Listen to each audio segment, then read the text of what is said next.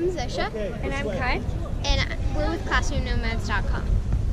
Our classroom today is the ancient city of Petra, located in Wadi Musa, Valley of Moses in Jordan.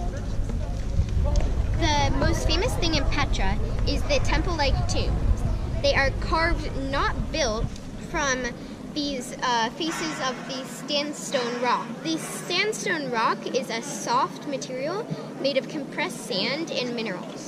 At its height, over 30,000 people inhabited Petra, in a desert with no resources for life. A group of nomads transformed this place of dust, heat, and absolutely no water into a thriving city with temples carved high in the cliffs. For over 1,000 years, no one knew it was there because of the massive cliffs that hid it and the Bedouin tribes that guarded it. A Swiss explorer in 1812 disguised himself as a Bedouin Arab and risked his life to find the lost city. Before this time, we had no modern scriptures, details of the ancient city of Petra. Right here where we are standing is the greatest monument in Petra. It's called the Treasury. This is 80 feet wide and 127 feet tall. This makes it twice the height of Mount Rushmore. This is carved into the face of the rock, like I said earlier, not freestanding built. Around this is the ruins of this entire city, including an amphitheater, which is carved into the mountain, which can seat up to 6,000 people. Some think it may have been a necropolis, a city of the dead, but there's proof that it was a metropolis that housed 800 tombs in it. In a few centuries, the Nabateans, the people who inhabited Petra, went from tent-dwelling nomads to sophisticated people.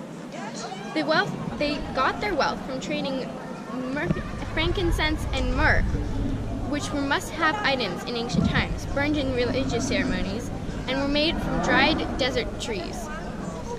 Built around the same time as Jesus, the Nabatean tombs combine other ancient empire styles with their own, including the aspects of ancient Greek, Roman, Egyptian, and Indian architecture in their work.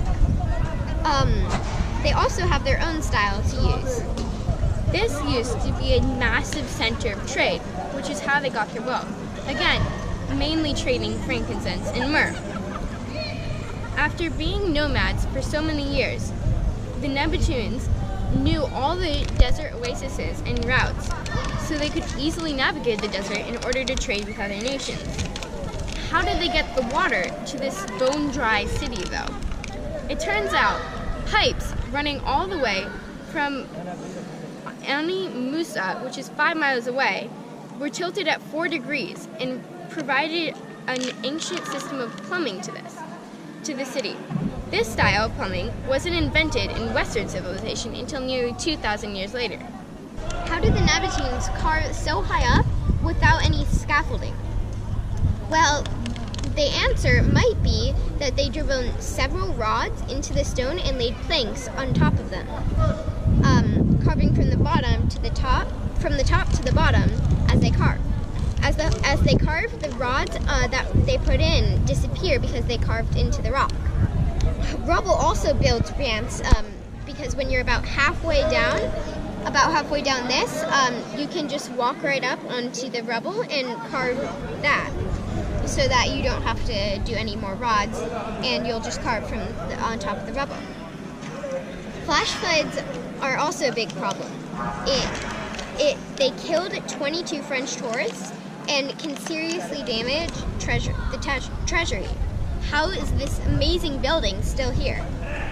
The Nabateans built dams and reservoirs which they could use to help stop up the water so that it doesn't come flooding down and destroy all of the city. That's all for ClassroomNomads.com. Thanks for tuning in. We'll see you next time.